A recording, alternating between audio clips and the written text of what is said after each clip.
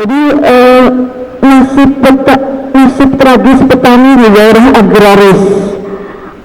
Saya melihat dari dinas perkebunan ya, seperti gula banyak impor ya, impor dari negara Thailand, dari negara Australia. Ini memang sangat disayangkan, kenapa kok kita negara agraris impor gula. Memang kendalanya banyak. Namun saya bukan ahlinya di bidang tebu atau hasil olahnya adalah gula.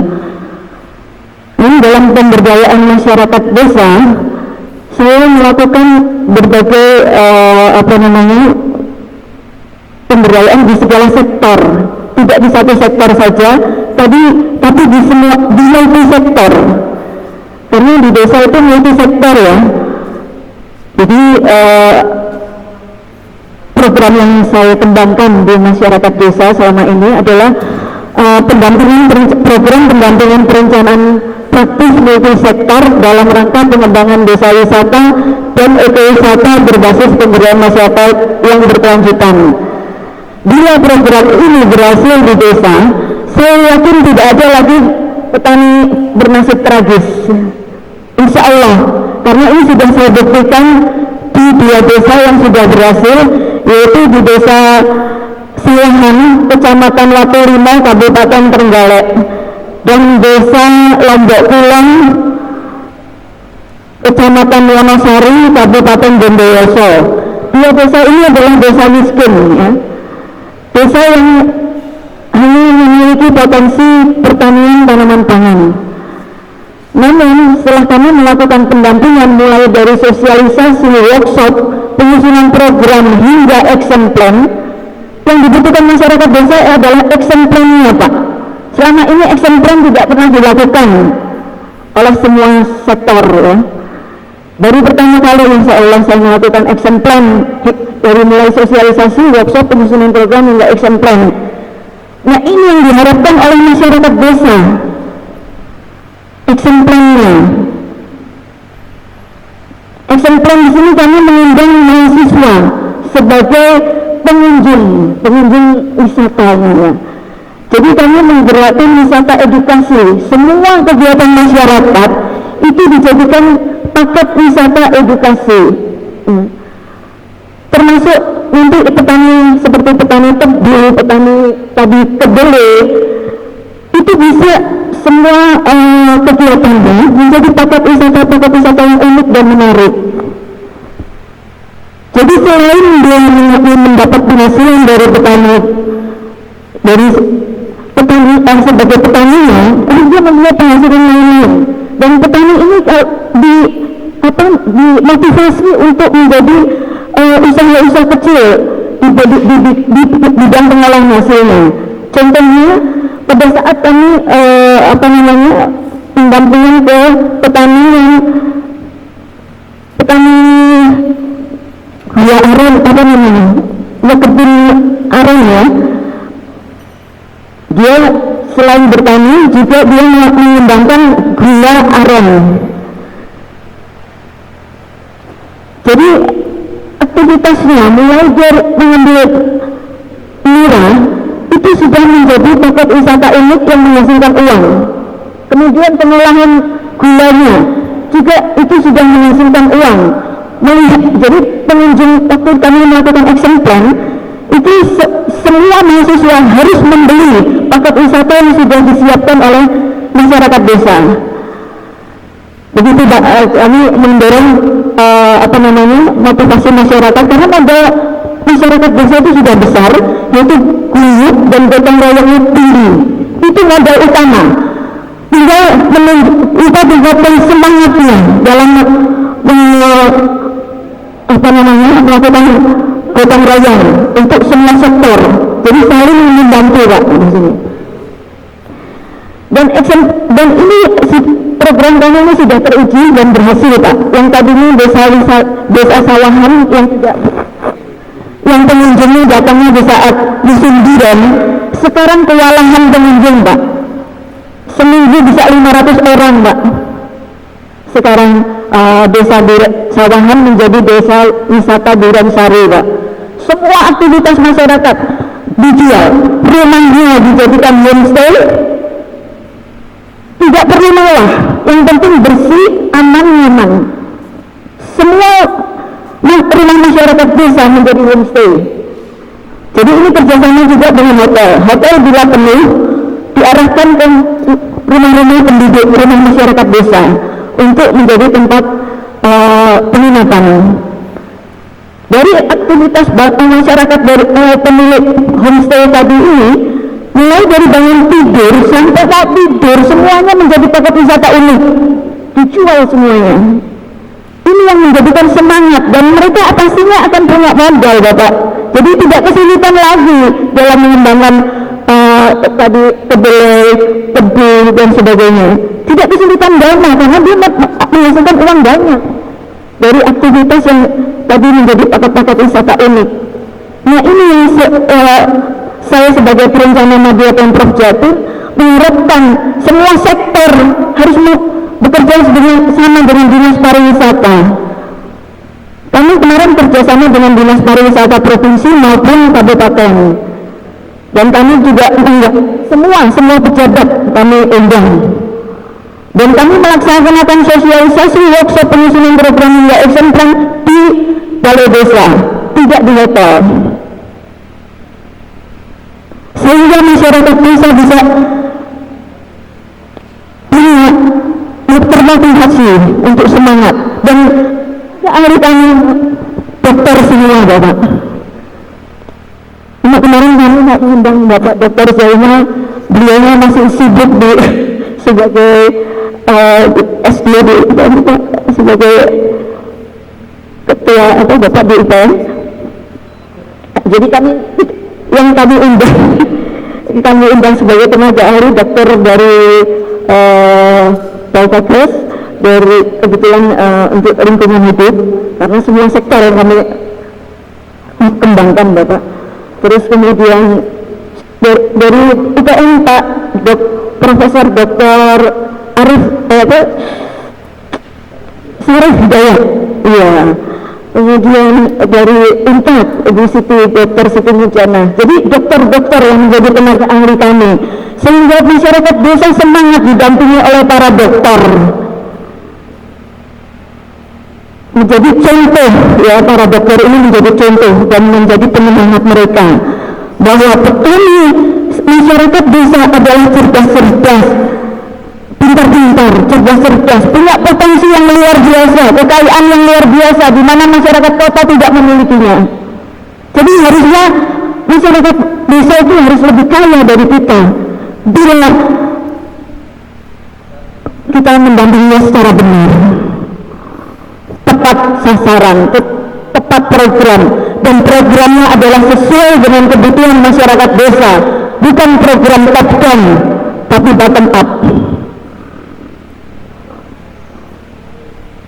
Dan ini diakui oleh Bapak Bupati Bondowoso dan Bupati Trenggalek sekarang yang menjadi Wakil Gubernur Jawa Timur, Bapak Emil Dardak, yang meresmikan Desa Wisata Duransari, Desa Sawangan menjadi Desa Wisata Duransari adalah Bapak Emil Dardak, dan kemudian yang meresmikan Desa Wisata Desa Lembak Bulan menjadi Desa Wisata Organik itu adalah Bapak Bupati Bondowoso, saya lupa namanya.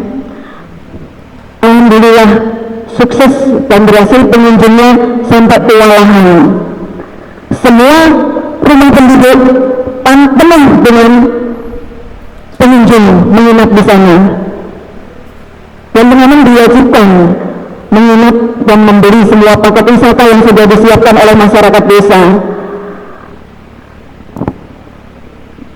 Saya Kepala Dinas Tanaman Pangan, Kepala Dinas Perindak tidak hadir. Saya sebenarnya ingin mengajak Kepala Dinas Pertanian menggerakkan seluruh masyarakat petaninya untuk menjadi usaha-usaha kecil. Seperti kemarin contoh lagi di Desa Bancaramara dan Banraas, Kepulauan Gilian, Kecamatan Bungkek, Kabupaten Sumeneb. Awalnya tidak ada pengunjung sama sekali ke sana, Bapak, karena rawan. Maksudnya rawannya harus nyebrang menggunakan perahu yang sederhana. Di saat saya survei dari tahun 2011 ke Kepulauan Giliang sampai 2014, saya 3 tahun Pak balik ke sana, ke Kepulauan Giliang, ke Desa Bancamara dan Baran Raas, dengan tanpa pengaman nyebrang naik perahu dengan masyarakat desa itu. Dan saya yakin hidup mati saya yang menentukan hanya Allah. Saya tidak takut mati, tidak takut tenggelam. Waktu saya berkunjung ke sana, saya bertanya, adakah orang provinsi yang ke sini? Belum ada, Bu. Adakah orang Bapeda yang sudah pernah ke sini? Belum ada.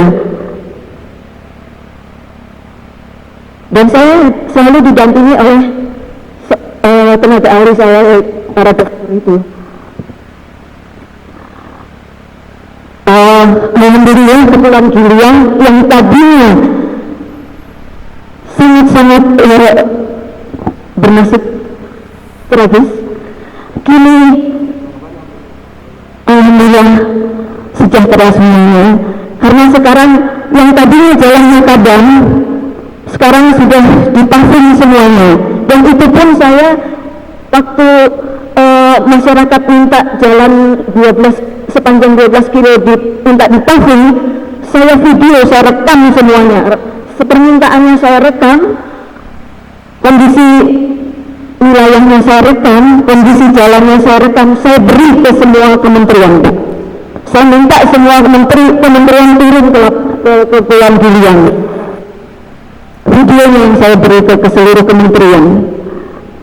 Ini yang harusnya dicontoh oleh dinas-dinas lain, untuk kalau jalan ke kabupaten, jangan ini sampai kabupaten, tapi sempatkan belusukan ke desa-desa.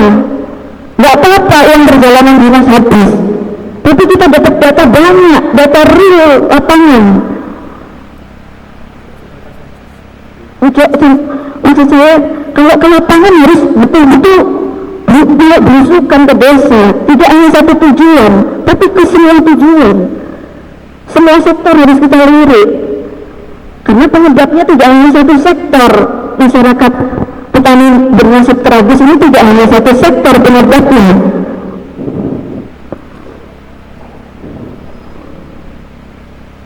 Kita ini negara agraris. Seperti kemarin di Kepulauan Giliang, kami betul-betul membeli paket wisata yang sudah disiapkan oleh mereka, yaitu bagaimana kita menjadi petani, menjadi nelayan Kepulauan Giliang. Saya praktekkan langsung naik nyewa kapal, mancing di tengah laut, dan bakar ikan di kapal.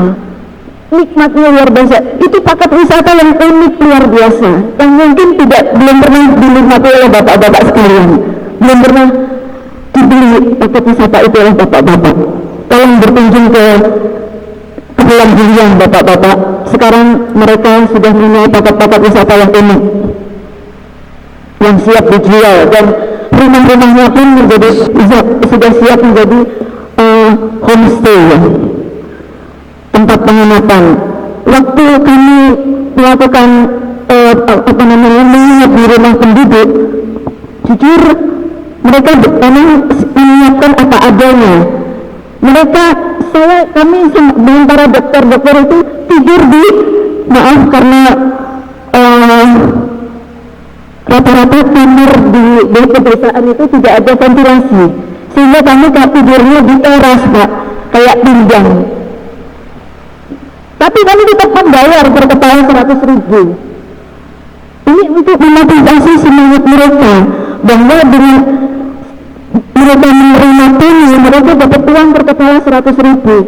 Mereka menyiapkan 2 kali makan dengan bersama dengan tamu. Mereka menyiapkan makanan yang mereka makan sehari-hari, tidak perlu mewah. Ini yang kami terapkan untuk pemberdayaan masyarakat. Dan sekarang sudah ada dana desa. Dana desa itu pun kami yang berteriak kepada menteri untuk supaya ada dana, setiap desa punya dana desa. dana desa diperuntukkan untuk pertanyaan pertama adalah infrastruktur. Seharusnya infrastruktur dan sekaligus pemberdayaan.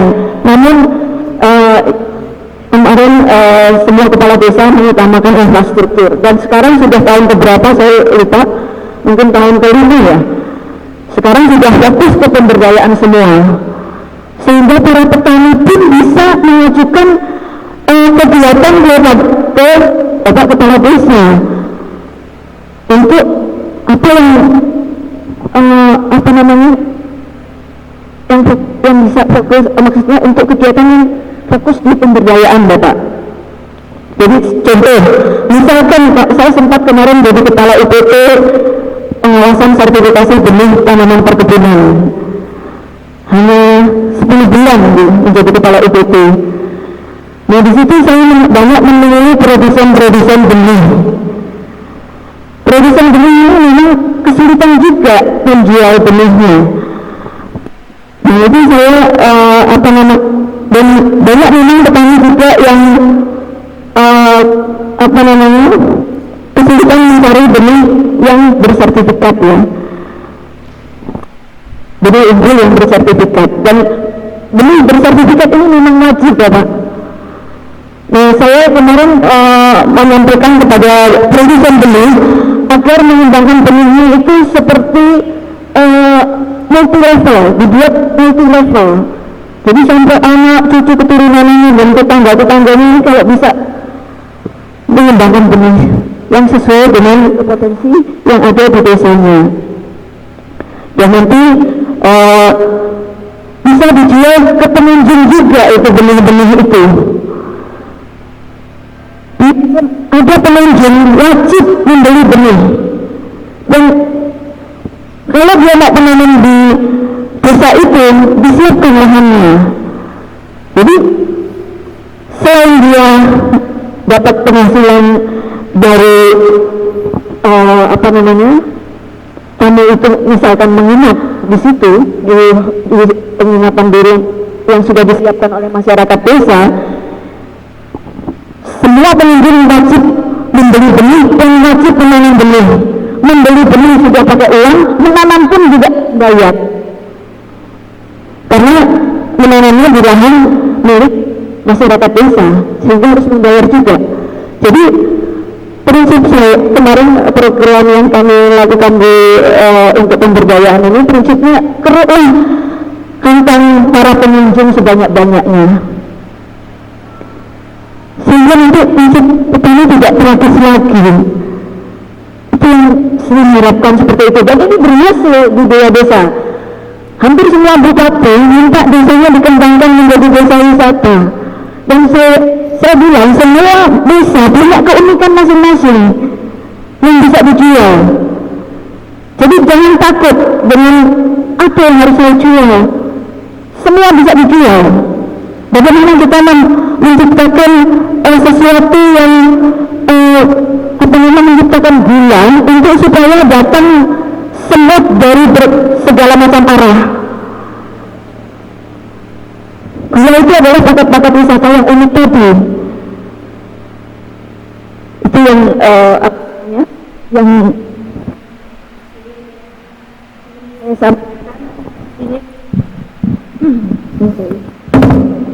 ini semua sektor terpusat ke sana untuk melakukan pendampingan mulai dari sosialisasi, workshop, penyusunan program bersama masyarakat hingga action plan.